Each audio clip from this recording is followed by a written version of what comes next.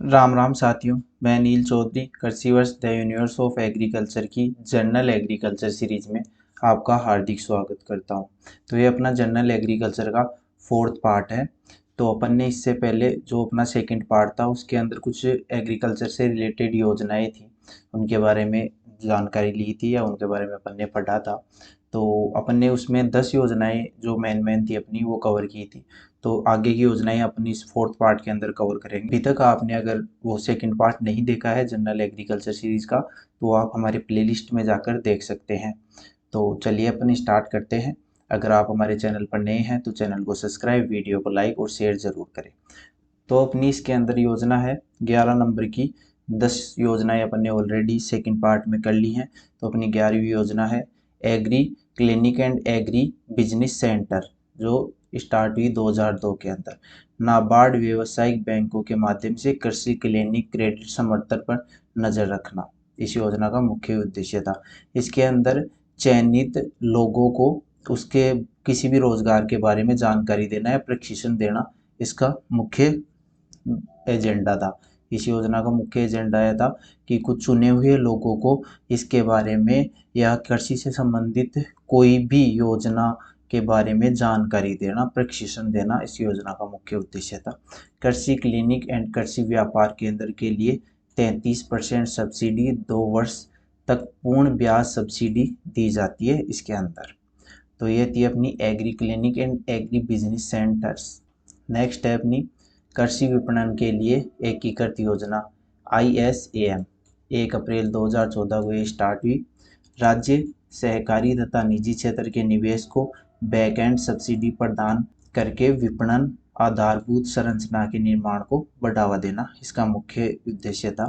कि ये सब्सिडी प्रदान करती थी जो अपने राज्य सरकारी तथा निजी क्षेत्र निवेश पर है ना, उनको बैकएंड सब्सिडी प्रदान करने का इनका मुख्य उद्देश्य था। प्राथमिक प्रसंस्करण के बाद किसानों को लंबवत एकीकरण प्रदान करने के लिए एकीकृत मूल श्रृंखला केवल प्राथमिक प्रसंस्करण के चरण तक ही सीमित को बढ़ावा देना इसका मुख्य उद्देश्य था। किसानों तथा अन्य हितधारकों द्वारा अपने कुशल और समय पर उपयोग के लिए आगमन और कीमतों पर बाजार की जानकारी डेटा के तेजी से संग्रहण और प्रसार के लिए देशव्यापी सूचना का नेटवर्क प्रणाली स्थापित करना इसका उद्देश्य था। कृषि के ग्रेड मानकों गुणवत्ता प्रमाण के लिए समर्थन करना। नेक्स्ट योजना है अपनी बागवानी विकास की एकीकृत योजना के लिए मिशन MIDH। 2014 में स्टार्ट हुई। इस योजना का मुख्य उद्देश्य था 12वीं योजना के दौरान देश में बागवानी के समग्र विकास के लिए MIDH एक केंद्रीय योजना शुरू की। इस योजना को बागवानी के विकास के लिए शुरू की गई थी। यह योजना वर्ष 2014-15 में कृषि में चल रही योजनाओं राष्ट्रीय बागवानी मिशन उत्तर पूर्व की ओर हिमालय राज्यों के लिए बागवानी मिशन, राष्ट्रीय बांस मिशन, नेशनल हॉर्टिकल्चर बोर्ड, नारियल विकास बोर्ड और बागवानी केंद्र, केंद्रीय हॉर्टिकल्चर संस्थान नागालैंड आदि योजनाओं को एकीकृत करता है। नेक्स्ट योजना है अपनी मृदा स्वास्थ्य कार्ड स्कीम SHSC। 17 फरवरी 2015 को ये लॉन्च हुई। इस योजना में उर्वरक के मिट्टी प्रशिक्षण के आधार पर तथा संतुलित उपयोग को बढ़ावा देना ताकि किसानों को कम लागत पर उच्च पैदावार मिल सके। इस योजना के तहत सरकार किसानों के खेतों के मिट्टी नमूने पर उन्हें मृदा स्वास्थ्य कार्ड वितरित करती है। मतलब मृदा स्वास्थ्य कार्ड वितरित करना, मिट्टी की जांच करके और मृदा स्वास्थ्य कार्ड किसानों को देना कि उसमें कि कौन से पोषक तत्व की कमी है, कौन से पोषक तत्व की अधिकता है। ये इस योजना का मुख्य उद्देश्य था। प्रथम चरण तथा दूसरा चरण पूर्ण हो गया है अब तक इस योजना का। अगली योजना अपनी प्रधानमंत्री कृषि सिंचाई योजना PMKSY। 2015 में ये योजना लॉन्च हुई। इस योजना का नारा हर खेत को पानी और सूक्ष्म सिंचाई के लिए प्रति बूंद अधिक उत्पादन पर ड्रॉप मोर क्रॉप थीम है। इस योजना की मुख्य थीम थी वो थी हर खेत को पानी और सूक्ष्म सिंचाई के लिए प्रति बूंद अधिक उत्पादन। तो इस योजना का मुख्य उद्देश्य था कम से कम पानी का उपयोग करते हुए अधिक से अधिक फसल पैदावार की जा सके।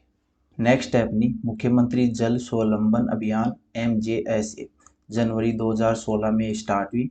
राज्य के गांवों को जल संरक्षण के द्वारा आत्मनिर्भर बनाना तथा गांवों में पेयजल का स्थायी समाधान करना। इस योजना का प्रथम चरण 27 जनवरी 2016 को झालावाड़ से शुभारंभ हुआ।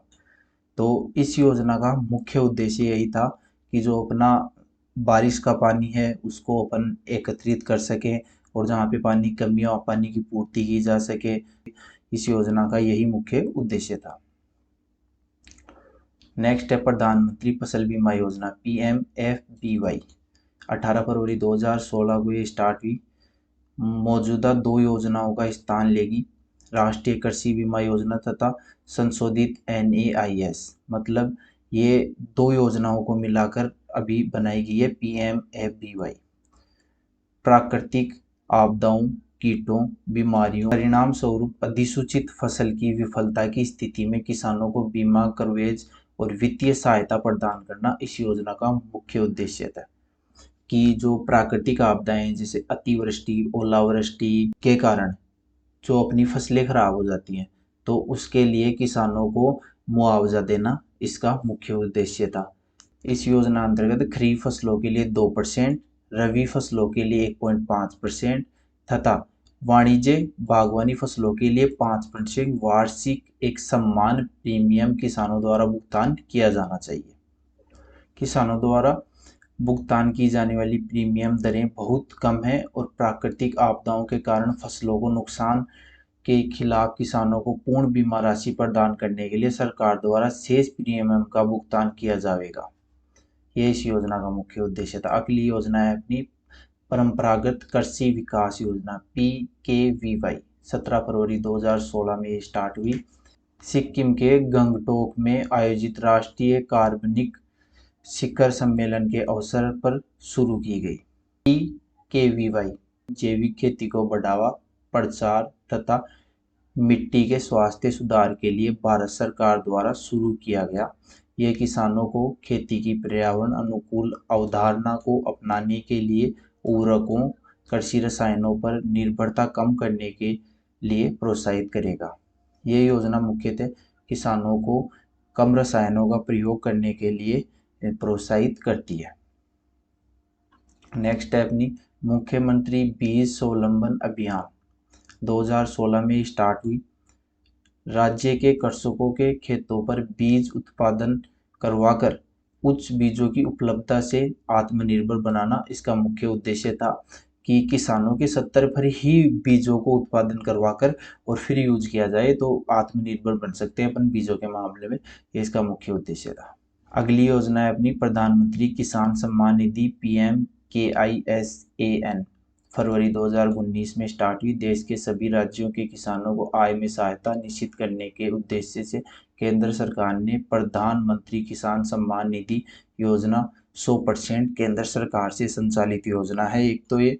और इस योजना में एक किसान परिवार को एक वर्ष में 6,000 रुपये राशि सीधे बैंक खाते में 3 समान किस्तों में जमा करवाकर सहायता दी जाती है। PMKISAN यानी प्रधानमंत्री किसान सम्मान निधि है क्या? ये किसानों के डायरेक्ट बैंक अकाउंट में पर ईयर 6,000 रुपये जमा करवाती है ताकि किसानों को सहायता मिल सके।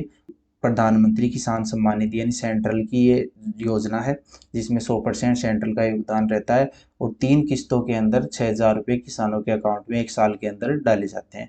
तो ये है PMKISAN यानी प्रधानमंत्री किसान सम्मान निधि। अगली है अपनी ऑपरेशन ग्रीन्स योजना, 2018-19 में चालू हुई। खाद्य प्रसंस्करण उद्योग मंत्रालय भारत सरकार के द्वारा टमाटर, प्याज एवं आलू TOP सब्जी की आपूर्ति स्थिर करने के उद्देश्य में ऑपरेशन ग्रीन योजना चालू की गई ताकि वर्ष भर बिना अत्यधिक कीमतों के बढ़े उपभोक्ता को तीनों सब्जी उचित मूल्य पर आसानी से मिल सके। आज के वीडियो में इतना ही। वीडियो को ज़्यादा से ज़्यादा शेयर करें, चैनल को सब्सक्राइब करें और साथ ही साथ हमारे चैनल कृषि वर्ष द यूनिवर्स ऑफ एग्रीकल्चर पर जो अदर सीरीज चल रही हैं उनको आप फॉलो ज़रूर करें। धन्यवाद साथियों।